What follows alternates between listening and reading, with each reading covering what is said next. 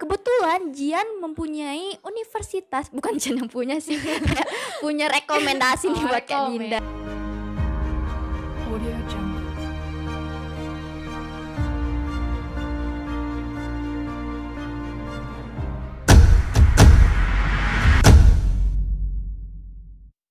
Halo Sobat Diksi, balik lagi nih bersama saya Zianovalina Valianti di podcast kita kali ini. Nah, kali ini saya nggak sendirian nih, kita kedatangan bintang tamu yang salah satu pemuda penggiat teknologi nih teman-teman. Nah, ini dia bintang tamu kita kali ini. Halo, selamat pagi. Halo, pagi. Sebelum masuk ke topik yang lebih berat nih Kak Dian, boleh perkenalan dulu nggak? Oke, jadi kenalin, nama saya Dinda Rahma Ayu. Bisa dipanggil Dinda. Oh iya, Kak Dinda kabarnya gimana nih hari ini? Ya alhamdulillah sehat-sehat aja. Zian gimana nih? Alhamdulillah baik. Oke. Kak Dinda kesibukannya sekarang tuh apa sih? Nggak sibuk-sibuk banget sih, tapi sebentar lagi kan kelas 12, jadi persiapan buat kuliah. Oh iya, ngomong-ngomong tentang kuliah nanti kita lebih bahas ya. Oh, dibahas di Iya, belakang ya. Kita ngomongin apa nih, Zian? Nah, kali ini Jian tuh ngundang Kak Dinda bukan sekedar gibah-gibah biasa, Bukan cuma buat Iyalah. basa-basi ya. tapi Jian ngundang Kak Dinda nih, kita lagi bahas tentang gimana sih kaum milenial harus melek teknologi. Kaum milenial melek teknologi. Iya, Oh, benar. iya. Dimulai dari kata milenial nih. Gimana sih menurut Kak Dinda generasi milenial itu harus melek teknologi? Kenapa gitu Iya, ya? kenapa generasi ya? milenial Iya, iya. perlu melek teknologi. Heeh. Jadi kita ambil dari kata milenial dan teknologi. Sebenarnya dua kata ini tuh nggak bisa untuk dipisahin. Kenapa? Karena kaum milenial ini merupakan orang-orang atau pemuda-pemuda yang hidup pada masa era revolusi industri. Maksudnya itu di mana semua kegiatan kita sebagai seorang pemuda atau seorang manusia yang hidup di zaman revolusi industri itu sangat terkait atau terikat dengan teknologi, dituntut dengan era globalisasi. Oh, iya. Kita sebagai generasi muda nih merupakan tonggak gitu, tonggak berdirinya suatu negara. Jadi kalau kita bayangkan generasi milenial nanti pastinya bakalan jadi pemerintah dong. Bener-bener. Kalau pemerintahnya nih nggak peka akan teknologi, gimana cara kita buat ngelakuin hubungan sama negara lain? Otomatis kan negara kita nggak bakalan berkembang gitu. Bener. Nah terus kenapa kita juga sebagai generasi muda itu perlu teknologi? Menurut Zian nih kenapa? Ya buat lebih menyimpulkan kesibukan-kesibukan biar kan lebih simpel gitu Kak Din. Untuk memudahkan Iya, bener, urusan berarti ya. Heeh. Zian ini termasuk loh salah satu, bukan salah satu, masuk dalam kategori milenial. Kenapa? Zian pasti punya handphone, smartphone. Iya, bener. Nah itu Punya juga lah. salah satu contoh dari teknologi. Zian pasti ngegunain kayak Instagram, media sosial gitu, Bener. kayak TikTok TikTok, atau WhatsApp iya. gitu kan. Nah, jadi kita sebagai generasi milenial ini perlu untuk melek atau terbuka akan teknologi itu untuk mendukung kita mempermudah segala urusan. Terus contoh real dari generasi milenial yang melek teknologi itu, contoh real yang menguntungkan atau dampak. Manfaatnya Iya, berarti. iya benar. Contoh real itu maksudnya kayak kaum milenial yang udah ada Yang memproduksi memanfaatkan- sesuatu dari teknologi Oh, tersebut. oke. Jadi kaum milenial contoh apa ya yang udah terkenal aja deh. Iya. Kayak di Cina, Jack Ma tahu kan? Oh, yang Alibaba ya? Perusahaan Ya, Alibaba. tahu, Baru tahu. aja nyebutin Jack Ma udah tahu Alibaba nih Zian. Bener. Jadi Alibaba ini kan salah satu marketplace ya, tempat kayak jualan gitu. Jadi perusahaan Alibaba ini didiriin sama Jack Ma itu untuk mempermudah atau untuk memudahkan, untuk memajukan gitu perekonomian yang ada di Cina. Lihat loh, sekarang Alibaba ini berkembang banget, terus Iya. mengubah perekonomian yang ada di Cina gitu. Sebenarnya kita nggak usah jauh-jauh ngambil contoh dari luar negeri. Sebenarnya kita punya sih nih, apa namanya? Aplikasi ya, kayak Tokopedia atau Grab nih, Gojek. Iya, benar. Iya, dua aplikasi yang Iya. hasil dari karya anak bangsa Indonesia ya. Benar. Jadi kalau kita ngegunain kayak Gojek atau Grab kan bisa Kayak nggak harus telepon ayang gitu. Jadi tinggal pesen aja ya Iya, langsung iya, datang. Oh iya bisa. Untuk salah satu contoh atau manfaat kita untuk perlu melek teknologi gitu ya. Jadi Iya. penciptanya itu kan kaum milenial Iya, juga benar-benar. ya. Iya, baru kemarin tuh. Jadi dari banyaknya dampak positif. Positif. Pasti ada juga dampak negatifnya nih Kak Dinda. Benar. Kayak maraknya kasus cybercrime gitu, phishing, pengambilan data. Kebocoran Terus, data ya, pribadi bener. juga kan. Gimana sih cara Kenapa nih? kita biar terhindar dari hal tersebut? Cara kita untuk terhindar dari maraknya kasus Cybercrime. cybercrime. Kita sebagai generasi muda tentunya perlu untuk diberikan edukasi. Selain edukasi juga hal dasarnya itu kita perlu untuk menumbuhkan kesadaran nih pada diri kita sendiri. Untuk kalau kita mikirnya itu, oh ini dataku nih perlu buat dilindungin. Gak harus semua orang tahu tentang dataku. Jadi kesadaran yang tumbuh dari diri kita sendiri. Terus didukung akan edukasi. Misalnya dari pemerintah atau dari sekolah untuk kalau misalnya data kamu ini penting loh. Gak usah kamu ngasih data ini ke misalnya nanti diminta dari aplikasi-aplikasi yang jadi media buat perkembangan teknologi itu misalnya enggak terlalu penting yang nanyanya spesifik kayak tanggal lahir, mending enggak usah aja gitu biar terhindar dari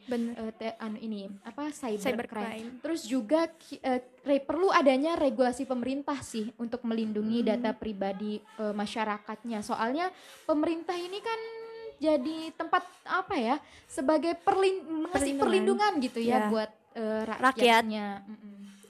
Nah, Jen dengar-dengar nih Kak Dinda juga salah satu memproduksi apa tuh Zian? Apa sih namanya Alone? Itu kayak gimana sih konsepnya teknologi sebenarnya itu bukan memproduksi ya, tapi kayak nulis tentang masih merancang. Benar. Jadi aplikasi Alone ini salah satu aplikasi yang berada di bidang teknologi untuk melindungi data pribadi. Jadi Kak Dinda kemarin itu nulis soal gimana sih kasus-kasus kebocoran data pribadi yang pernah terjadi di Indonesia sebagai salah satu dampak negatif dari majunya perkembangan teknologi di Indonesia. Jadi di dalam aplikasi ini tuh kayak semacam aplikasi untuk melindungi data pribadi dengan cara aplikasi ini diciptakan oleh pemerintah. Pemerintah langsung yang menanggulangi gitu. Untuk melindungi serta nanti kalau ada terjadi kebocoran data pribadi bisa kedeteksi tuh dari dari aplikasi tersebut. Soalnya di aplikasinya itu udah lengkap banget all for one gitu. Alone kan all for one gitu. Jadi semua kayak nomor rekening kita, terus KTP, terus surat-surat berharga itu bisa kita langsung scan, datanya itu kesimpan di aplikasi itu. Jadi bisa dilindungin sama pemerintah. Jadi kalau nanti ada kebocoran data pribadi, pemerintahnya sendiri tuh yang langsung buat ngedanggulangin gitu. Jadi kaum milenial itu harus memproduksi nggak cuman konsumsi kayak model-model Kak Dinda gini. Benar. Asli Zian. Terus gimana nih? Ngomong-ngomong, tadi Kak Dinda di awal bilang lagi sibuk-sibuknya buat mempersiapkan diri kuliah atau kenaikan kelas 12 nih. Ya, buat persiapan aja sih, nggak terlalu sibuk gitu. Jian lihat Kak Dinda ini punya potensi di bidang teknologi. Kebetulan Jian mempunyai universitas, bukan Jian yang punya sih, punya rekomendasi nih buat Kak Dinda. Kirain tadi Zian loh yang punya. Belum. Lulus SMA aja belum. Gimana tuh? Ya. Di Semarang. Nah, nama universitasnya itu Universitas Ngudi Waluyo. Ngudi Waluyo. Kak Dina sih baru pertama denger ya. Ini universitasnya itu swasta apa negeri? Ini sih universitasnya masih swasta ya. Swasta. Tapi nggak kalah bagusnya. Iya, dari negeri. Dan ini perlu Kak Dina tahu nih, universitasnya udah akreditasi A dan membuka fakultas baru yakni ilmu pendidikan dan ilmu informasi. Gitu. Jadi di univnya ini ada univ yang khusus gitu buat ngasih sarana bagi mahasiswa yang mau untuk mengembangkan diri di bidang teknologi. Benar-benar. Dan universitasnya ini udah disediakan fasilitas-fasilitas yang lengkap untuk mengembangkan minat dan bakat mahasiswa. Prasarananya udah lengkap banget Kak Dinda. Mungkin nanti coba Kak Dinda cari tahu ya. Nah, kebetulan nih universitasnya lagi disnatalis. Disnatalis kayak ulang tahun hari jadi gitu ya.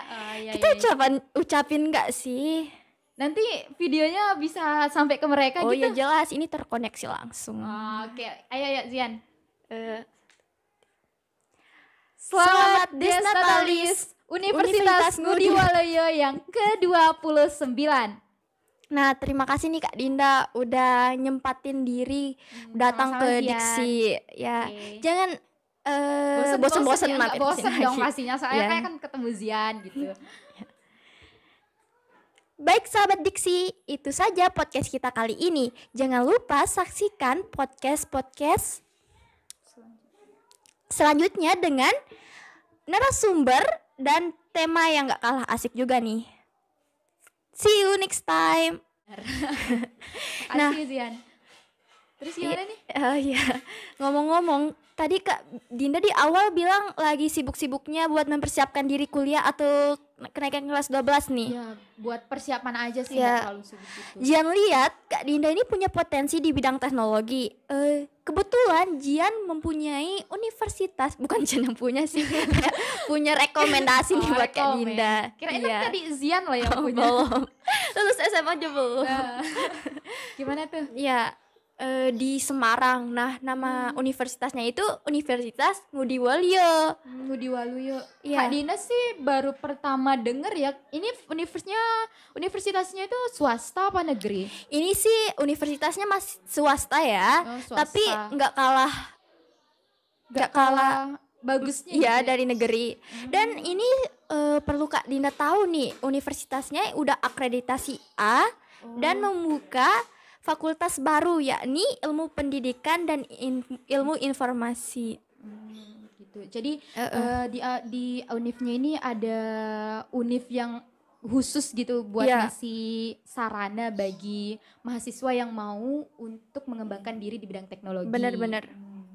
Dan universitasnya ini udah disediakan fasilitas-fasilitas yang lengkap untuk mengembangkan minat dan bakat Jadi mahasiswa. prasarananya Iya, udah lengkap udah banget Kak lengkap. Dinda. Oke, nanti ya coba Kak Ya. Dinda cari tahu ya. Nah, kebetulan nih universitasnya lagi disnatalis. Oh, di Natalis Iya. kayak ulang tahun hari Iya, jadi gitu benar. ya. Oh, iya, Kita iya, iya. ucapin nggak sih? Nanti videonya bisa sampai ke mereka Oh gitu. ya jelas, ini terkoneksi langsung. Oke, ayo ya Zian. Eh, Selamat Selamat Desnatalis, Universitas Ngudi Waluyo yang ke-29. Nah, terima kasih nih Kak Dinda udah nyempatin diri datang sama-sama, ke Zian. Diksi. Ya, Oke. jangan bosen-bosen ya, mampir nggak bosen kesini dong lagi. pastinya, soalnya Ya. kayak kan ketemu Zian gitu. Baik sahabat Diksi, itu saja podcast kita kali ini. Jangan lupa saksikan podcast-podcast selanjutnya dengan narasumber dan tema yang gak kalah asik juga nih. See you next time.